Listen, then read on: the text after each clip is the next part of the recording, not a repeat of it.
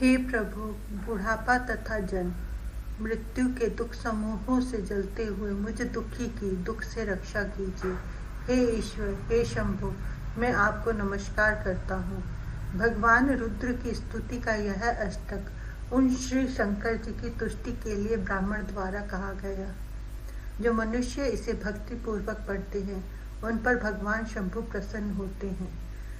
चांदी के पर्वत समान जिनकी श्वेत कांति है, जो सुंदर चंद्रमा को आभूषण रूप से धारण करते हैं, रत्नमय अलंकारों से जिनका शरीर उज्ज्वल है, जिनके हाथों में परशु, मृग, वर और अभय है, जो प्रसन्न है, पद्म के आसन पर विराजमान है, देवतागण जिनके चारों ओर खड़े रह होकर स्तुति करते हैं, जो बाघ की खाल पहनते हैं, जो विश्व के आदि जगत की उत्पत्ति के बीज और समस्त भयों को हरने वाले हैं, जिनके 5 मुख और 3 नेत्र हैं, उन महेश्वर का प्रतिदिन ध्यान करें। अरे मनुष्यों, जो समस्त प्राणियों, स्वर्ग, पृथ्वी और नागलोक के पति हैं, दक्ष कन्या सती के स्वामी हैं, शरणागत प्राणियों और भक्तजनों की पीड़ा दूर करने वाले हैं, उन परम पुरुष पार्वती वल्लभ शंकर जी को भजो। हे मनुष्यों, काल के वश में पड़े हुए जीव को पिता, माता, भाई, बेटा, अत्यंत बल और कुल, इनमें से कोई भी नहीं बचा सकता, इसलिए तुम गिरिजापति को भजो। रे मनुष्यों, जो मृदंग और डमरू बजाने में निपुण है, मधुर पंचम स्वर के गान में कुशल है, प्रमथ और भूतगण जिनकी सेवा में रहते हैं, उन गिरिजापति को भजो। हे मनुष्य, शिव शिव शिव कहकर मनुष्य जिनको प्रणाम करता है, जो शरणागतों को शरण, सुख और अभय देने वाले हैं, उन दया सागर गिरिजापति का भजन करो।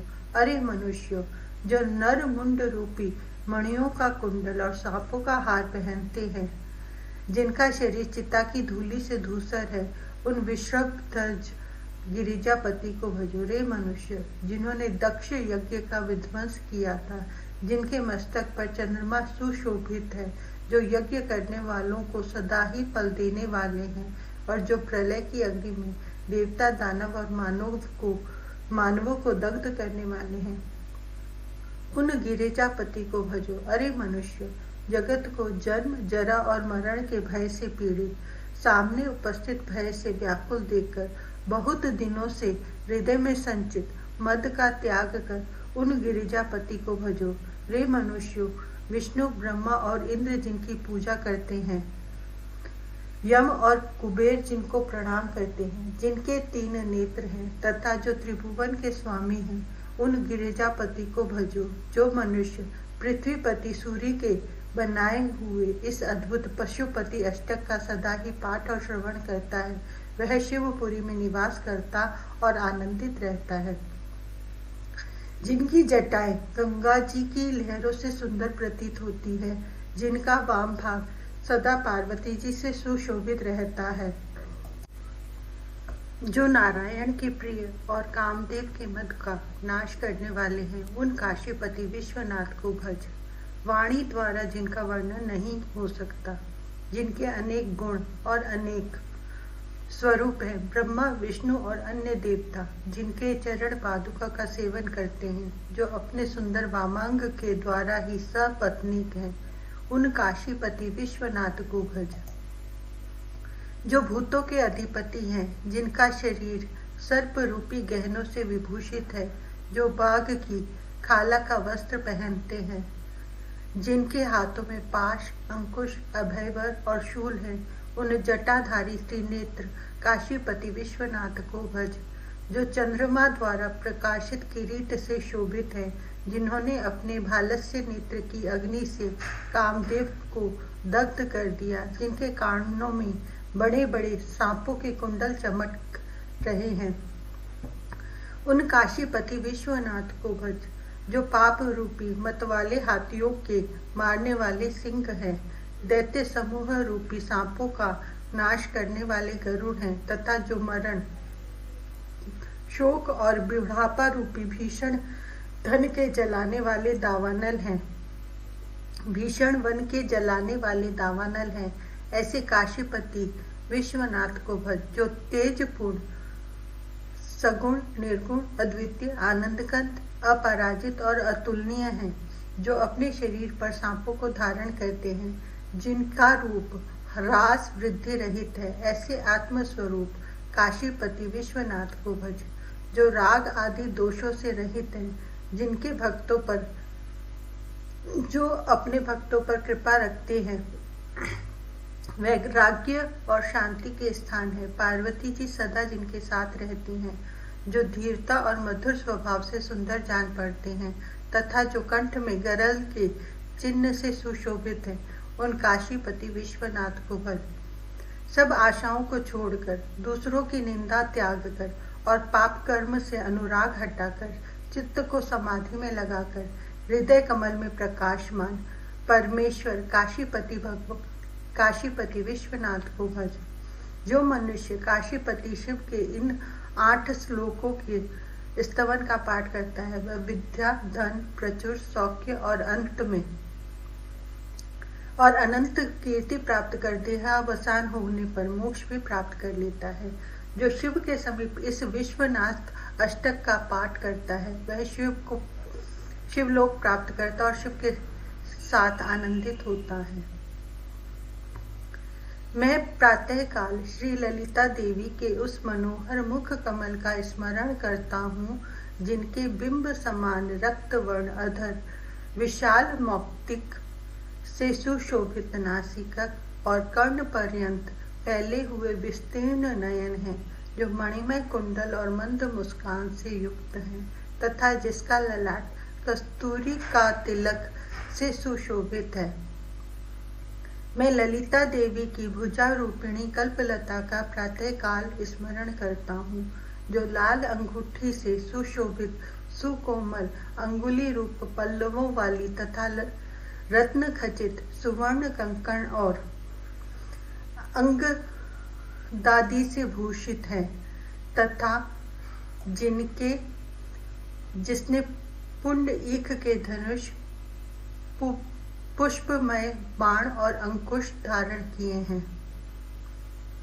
मैं ललिता देवी के चरण कमलों को, जो भक्तों को अभिष्ट फल देने वाले और संसार सागर के लिए सुदृढ़ जहाज रूप हैं, तथा कमलासन श्री ब्रह्मा जी आदि देव ईश्वरों से पूजित और पद्म, अंकुश, ध्वजा एवं सुदर्शन आदि मंगलमय चिन्हों से युक्त है, प्रातःकाल नमस्कार करता हूँ। मैं प्रातःकाल परम कल्याण रूपिणी श्री ललिता भवानी की स्तुति करता हूँ, जिनका वैभव वेदांत वेद्य है, जो करुणामयी होने से शुद्ध स्वरूपा है, विश्व की उत्पत्ति, स्थिति और लय की मुख्य हेतु हैं, विद्या की अधिष्ठात्री देवी है, तथा वेद, वाणी और मन की गति से अति दूर है। हे ललिते, मैं तेरे पुण्य नाम कामेश्वरी, कमला, महेश्वरी, शांभवी, जगत जननी, परा, वाग्देवी तथा त्रिपुरेश्वरी आदि का प्रातःकाल अपनी वाणी द्वारा उच्चारण करता हूँ। माता ललिता के अति सौभाग्यप्रद और सुललित इन 5 श्लोकों को जो पुरुष प्रातःकाल पढ़ता है, उसे शीघ्र ही प्रसन्न होकर ललिता देवी विद्या, धन, निर्मल सुख और अनंत कीर्ति देती हैं। जो उदय होते हुए सहस्र कोटि सूर्यों के सदृश आभा वाली हैं, केयूर और हार आदि आभूषणों से भव्य प्रतीत होती हैं, बिंबा फल के समान अरुण ओठों वाली हैं, मधुर मुस्कान युक्त दंतावली से जो सुंदरी मालूम होती हैं, तथा पीतांबर से अलंकृता हैं, ब्रह्मा, विष्णु और आदि देव नायकों से सुसेवित चरणों वाली उन तत्व स्वरूपिणी कल्याणकारिणी करुणा वरुणालया श्री मीनाक्षी देवी का मैं निरंतर वंदन करता हूँ, जो मोती की लड़ियों से सुशोभित मुकुट धारण किए सुंदरी मालूम होती हैं, जिनके मुख की प्रभा पूर्ण चंद्र के समान है, जो झनकारते हुए नुपुर, पाजेब, किंकिनी, करधनी तथा अनेकों मणियां धारण किए हुए हैं, कमल की सी आभा से भासित होने वाली, सबको अभीष्ट फल देने वाली सरस्वती और लक्ष्मी आदि से सेविता, उन गिरिराज नंदनी करुणा वरुणालय श्री मीनाक्षी देवी का मैं निरंतर वंदन करता हूँ, जो श्री विद्या है, भगवान शंकर के वाम भाग में विराजमान है, रीम बीज मंत्र से सुशोभिता है, श्री चक्र अंकित बिंदु के मध्य में निवास करती हैं तथा देव सभा की अधिनेत्री हैं। उन श्री स्वामी कार्तिकेय और गणेश जी की माता जगन मोहिनी करुणा वरुणालय श्री मीनाक्षी देवी का मैं निरंतर वंदन करता हूँ, जो अति सुंदर स्वामिनी है, भयहारिणी है, ज्ञान प्रदायिनी है, निर्मला और श्यामला है, कमलासन श्री ब्रह्मा जी द्वारा जिनके चरण कमल पूजे गए हैं तथा श्री नारायण की जो अनुजा हैं, वीणा वेणु मृदंग आदि वाद्यों की रसिक, उन विचित्र लीला विहारिणी करुणा वरुणालया श्री मीनाक्षी देवी का मैं निरंतर वंदन करता हूँ, जो अनेकों योगी जन और मुनीश्वरों के हृदय में निवास करने वाली तथा नाना प्रकार के पदार्थों की प्राप्ति कराने वाली है, जिनके चरण युगल विचित्र पुष्पों से सुशोभित हो रहे हैं, जो श्री नारायण से पूजिता हैं तथा जो नाद ब्रह्ममय परे से भी परे और नाना पदार्थों की तत्व स्वरूपा है, उन करुणा वरुणालय श्री मीनाक्षी देवी का मैं निरंतर वंदन करता हूँ। हे मातः, मैं तुम्हारा मंत्र, यंत्र, स्तुति, आवाहन, ध्यान, स्तुति कथा, मुद्रा तथा विलाप कुछ भी नहीं जानता, परंतु सब प्रकार के कलेशों को दूर करने वाला आपका अनुसरण करना ही जानता हूँ। सबका उद्धार करने वाली है कल्याणमयी माता, तुम्हारी पूजा की विधि न जानने के कारण, धन के अभाव में, आलस्य से और उन विधियों को अच्छी तरह न कर सकने के कारण तुम्हारे चरणों की सेवा करने में जो भूल हुई हो उसे क्षमा करो, क्योंकि पूत तो कुपूत हो जाता है पर माता को माता नहीं होती। माँ, भूमंडल में तुम्हारे सरल पुत्र अनेकों हैं, पर उनमें एक मैं बेड़ला ही बड़ा चंचल हूँ, तो भी हे शिव मुझे त्याग देना तुम्हें उचित नहीं, क्योंकि पूत तो कपूत हो जाता है पर माता को माता नहीं होती। हे जगदम्ब माता, मैंने तुम्हारे चरणों की सेवा नहीं की अथवा तुम्हारे लिए प्रचुर धन भी समर्पण नहीं किया, तो भी मेरे ऊपर यदि तुम ऐसा अनुपम स्नेह रखती हो तो यह सच ही है कि पूत तो कुपूत हो जाता है पर माता को माता नहीं होती। हे गणेश जननी, मैंने अपनी 85 वर्ष से अधिक आयु बीत जाने पर विविध विधियों द्वारा पूजा करने से घबराकर सब देवों को छोड़ दिया है। यदि इस समय तुम्हारी कृपा न हो तो मैं निराधार होकर किसकी शरण में जाऊं? हे माता अपर्णे, यदि तुम्हारे मंत्राक्षरों के कान में पड़ते ही चांडाल की मिठाई के समान सुमधुर वाणी से युक्त बड़ा भारी वक्ता बन जाता है और महादरिद्र भी करोड़पति बनकर चिरकाल तक निर्भय विचरता है, तो उसके जप का अनुष्ठान करने पर जपने से जो फल होता है उसे कौन जान सकता है। जो चिता का भस्म रमाए हैं, विष खाते हैं, नंगे रहते हैं, जटाजूट बांधे हैं, गले में सर्पमाला पहने हैं, हाथ में खप्पर लिए हैं, पशुपति और भूतों के स्वामी हैं, ऐसे शिवजी ने भी जो एकमात्र जगदीश्वर की पदवी प्राप्त की है, वह हे भवानी तुम्हारे साथ विवाह होने का ही फल है। हे चंद्रमुखी माता, मुझे मोक्ष की इच्छा नहीं है, सांसारिक वैभव की भी लालसा नहीं है, विज्ञान तथा सुख की भी अभिलाषा नहीं। मुझे मोक्ष की इच्छा नहीं है, सांसारिक वैभव की भी लालसा नहीं है, विज्ञान तथा सुख की भी अभिलाषा नहीं है। इसलिए मैं तुमसे वही मांगता हूँ कि मेरी सारी आयु मृडानी रुद्राणी शिव शिव भानी आदि नामों के जपते जपते ही बीते। हे श्यामे, मैंने अनेकों उपचारों से तुम्हारी सेवा नहीं की, यही नहीं इसके विपरीत अनिष्ट चिंतन में तत्पर अपने वचनों से मैंने क्या नहीं किया, अर्थात अनेकों बुराइयां की हैं। फिर भी मुझ अनाथ पर यदि तुम कुछ भी कृपा रखती हो तो यह तुम्हें बहुत ही उचित है, क्योंकि तुम मेरी माता हो।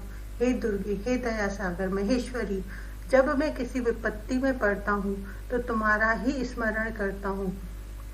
इसे तुम मेरी दुष्टता मत समझना, क्योंकि भूखे प्यासे बालक अपनी माँ को ही याद किया करते हैं। हे जगत जननी, मुझ पर तुम्हारी पूर्ण कृपा है, इसमें आश्चर्य ही क्या है, क्योंकि अनेक अपराधों से युक्त पुत्र को भी माता त्याग नहीं देती। हे महादेवी, मेरे समान कोई पापी नहीं है और तुम्हारे समान कोई पाप नाश करने वाली नहीं है। यह जानकर जैसा उचित समझो करो। हे भवानी, पिता, माता, भाई, दाता, पुत्र, पुत्री, भृत्य, स्वामी, स्त्री, विद्या तथा वृत्ति, इनमें से कोई भी मेरा नहीं है। हे देवी, एकमात्र तुम ही मेरी गति हो।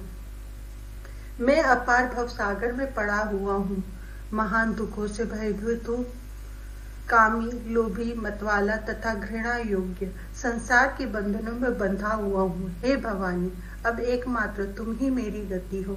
हे देवी, मैं न तो दान देना जानता हूँ और न ध्यान मार्ग का ही मुझे पता है। तंत्र और स्तोत्र मंत्रों का भी मुझे ज्ञान नहीं है। पुत्र पूजा तथा न्यास आदि की क्रियाओं से तो मैं एकदम कोरा हूँ। अब एकमात्र तुम ही मेरी गति हो। न पुण्य जानता हूँ, न तीर्थ, न मुक्ति का पता है, न लय का। हे माते, भक्ति और व्रत भी मुझे ज्ञात नहीं। हे भवानी, अब केवल तुम ही मेरा सहारा हो। मैं कुकर्मी, बुरी संगत में रहने वाला, दुर्बुद्धि, दुष्ट दास, कुलोचित, सदाचार से हीन, दुराचार परायण, कुत्सित दृष्टि रखने वाला और सदा दुर्वचन बोलने वाला हूँ। हे भवानी, मुझ अधम की एकमात्र तुम ही गति हो। मैं ब्रह्मा, विष्णु, शिव, इंद्र, सूर्य, चंद्रमा तथा अन्य किसी भी देवता को नहीं जानता। हे शरण देने वाली भवानी, एकमात्र तुम ही मेरी गति हो। हे शरण्य, तुम विवाद, विषाद, प्रमाद, परदेश, जल, अनल, पर्वत, वन तथा शत्रुओं के मध्य में सदा ही मेरी रक्षा करो। हे भवानी, एकमात्र तुम ही मेरी गति हो। हे भवानी, मैं सदा से ही अनाथ, दरिद्र, जराजीर्ण, रोगी, अत्यंत दुर्बल, दीन, गूंगा, विपदग्रस्त और नष्ट हूँ। अब तुम ही एकमात्र मेरी गति हो। हे भवानी, प्रजापति ब्रह्मा जी अपने चारों मुखों से भी तुम्हारी स्तुति करने में समर्थ नहीं है। त्रिपुर विनाशक महादेव जी पांचों मुखों से भी तुम्हारा स्तुति नहीं कर सकते। कार्तिकेय जी तो 6 मुखों के रहते हुए भी असमर्थ हैं। इन्हें गिने मुखों वालों की तो बात ही क्या। नागराज शेष 1000 मुखों से भी तुम्हारा गुणगान नहीं कर पाते। फिर तुम ही बताओ, जब इनकी यह दशा है तो दूसरे किसी को और किस प्रकार तुम्हारी स्तुति का अवसर प्राप्त हो सकता है। घी, दूध, दाख और मधु की मधुरता का किसी भी शब्द से विशेष रूप से नहीं बताया जा सकता। उसे तो केवल रसना ही जानती है।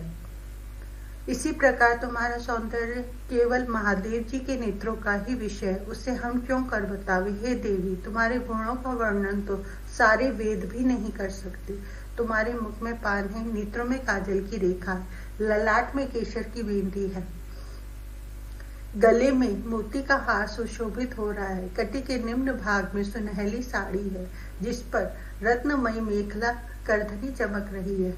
ऐसी वेशभूषा से सजी हुई गिरिराज हिमालय की गौर वर्ण कन्या तुमको मैं सदा ही भजता हूँ। जहाँ पारिजात पुष्प की माला सुशोभित हो रही है, उन उरोजों के समीप बजती हुई वीणा का मधुर नाद श्रवण करते हुए जिनके कानों में कुंडल शोभा पा रहे हैं, जिनका अंग झुका हुआ है, हथिनी की भांति जिनकी मनोहर चाल है, जिनके नेत्र कमल के समान सुंदर और चंचल है, वे शंभु की सती भार्या भगवती उमा सर्वत्र विजयनी हो रही हैं। जिनका अंग नवोदित बाल रवि के समान दैदीप्यमान मणि और सोने के आभूषणों से अलंकृत है, मृगी के समान जिनके विशाल एवं सुंदर नेत्र हैं, जिन्होंने शिव को पति रूप से स्वीकार किया है, बिजली के समान जिनकी पीत प्रभा है, जो पीत वस्त्र की प्रभा पड़ने से और अधिक सुंदर प्रतीत होने वाले मंजीर को चरणों में धारण करके सुशोभित हो रही हैं। वे निरतिशय आनंद से पूर्ण भगवती अपर्णा मुझ पर सुप्रसन्न हो। समस्त रोगों को नष्ट करने वाली एक चलती फिरती चिदानंदमयी लता उमा सुशोभित हो रही है। वह हिमालय से उत्पन्न हुई है, सुंदर हाथी उसके पल्लव हैं, मुक्ता का हार ही सुंदर फल है। काली काली अलके भ्रमरों की भांति उसे आच्छन्न किए हुए हैं। स्थाणु, शंकर जी अथवा ठूंठ वृक्ष ही उसके रहने का आश्रय है। उरोज रूपी फलों के भार से वह झुकी हुई है और सुंदर वाणी रूपी रस से भरी है। दूसरे लोग कुछ ही गुणों से युक्त सपर्णा लता का आदर पूर्वक सेवन करते हैं, परंतु हमारी बुद्धि तो इस प्रकार स्फुरित होती है कि इस जगत में सभी लोगों को एकमात्र अपर्णा, पार्वती या बिना पत्ते की लता का ही सेवन करना चाहिए, जिससे आवृत होकर पुराना स्थाणु, ठूंठ वृक्ष अथवा शिव भी कैवल्य पदवी रूप फल देता है। संपूर्ण धर्मों की सृष्टि करने वाली और समस्त आगमों को जन्म देने वाली तुम ही हो। हे देवी, कुबेर भी तुम्हारे चरणों की वंदना करते हैं। तुम ही समस्त वैभव का मूल हो। हे कामदेव पर विजय पाने वाली माँ, कामनाओं की आदि कारण भी तुम ही हो। तुम पर ब्रह्म स्वरूप महेश्वर की पटरानी हो, अतः तुम ही संतों के मोक्ष का बीज हो। मेरा मन चंचल है, इसलिए यद्यपि मैंने आपकी प्रचुर भक्ति नहीं की है, तथापि आप श्रीमती की इस समय मुझ पर अवश्य ही दया दृष्टि करनी चाहिए। चातक चाहे प्रेम करे या न करे, पर मेघ तो उसके मुख में मधुर जल गिराता ही है। अथवा मुझे बड़ी शंका हो रही है कि मेरी बुद्धि किन विधियों से आप में अनुनीत हो आपकी ओर लगे। हे साधु चरित्रों वाली माँ, तुम बहुत शीघ्र अपनी कृपा कटाक्ष युक्त दृष्टि से मुझे निहारो। मैं तुम्हारी शरण की दीक्षा ले चुका हूँ, अब मेरी उपेक्षा करना उचित नहीं है। यदि कल्पलता पग पग पर अभिष्ट कामनाओं की पूर्ति न कर सके तो अन्य साधारण लताओं से उसमें विशेषता ही कैसे रह सकती है। हे लंबोदर गणेश जी को जन्म देने वाली उम्मीद, मैंने तुम्हारे युगल चरणार बिंदों में बहुत बड़ा विश्वास रखकर किसी अन्य देवता का आश्रय नहीं लिया, तथापि यदि तुम्हारा चित्त मुझ पर सदैव न हो तो अब मैं किसकी शरण जाऊंगा। जिस प्रकार लोहा पारस से छू जाने पर तत्काल सोना बन जाता है और गलियों के नाले का जल गंगा जी में पड़कर पवित्र हो जाता है, उसी प्रकार भिन्न भिन्न पापों से मलिन हुआ मेरा अंतःकरण यदि प्रेम पूर्वक तुम में आसक्त हो गया तो वह कैसे निर्मल नहीं होगा। हे ईशानी, तुमसे अन्य किसी देवता से मनोवंचित फल प्राप्त हो ही जाए ऐसा नियम नहीं है, परंतु तुम तो पुरुषों को उनकी इच्छा से अधिक वस्तु भी देने में समर्थ हो। इस प्रकार ब्रह्मा आदि प्राचीन पुरुष कहा करते हैं। इसलिए अब मेरा मन रात दिन तुम में ही लगा रहता है। अब तुम जो उचित समझो करो।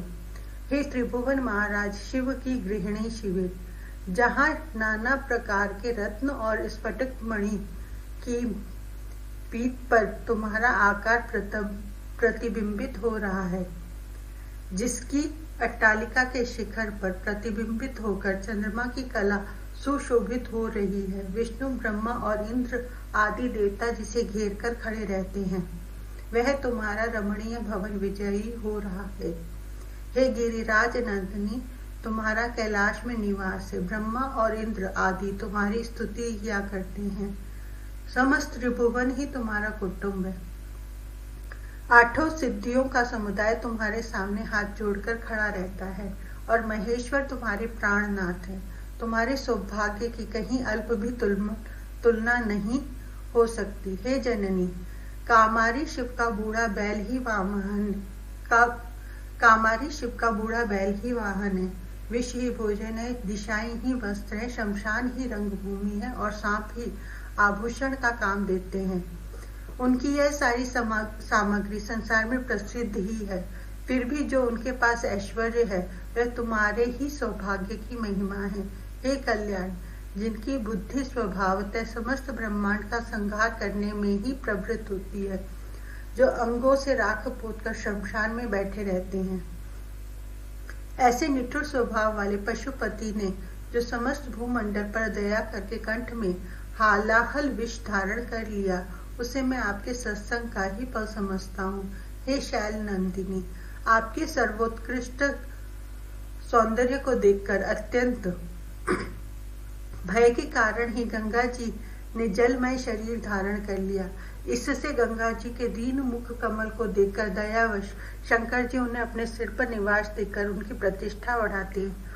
हे भगवती, जिसमें विशाल चंदन के रस, कस्तूरी और केसर के फूल मिले हुए हैं, ऐसे तुम्हारे अनुलेपन के जल को और चलते हुए तुम्हारे चरणों की धूलि को ही लेकर ब्रह्मा जी सुरपुर की कमल नयनी वनिताओं अप्सराओं की सृष्टि करते हैं। हे देवी, वसंत ऋतु में खिली हुई लताओं से मंडित, नाना कमलों से सुशोभित एवं हंसों की मंडली से अलंकृत सरोवर के भीतर जहाँ का जल मलिया नील से आंदोलित हो रहा है, उसमें सखियों के साथ क्रीड़ा करती हुई आपका जो पुरुष ध्यान करता है, उसके ज्वर रोग जनित पीड़ा दूर हो जाती है।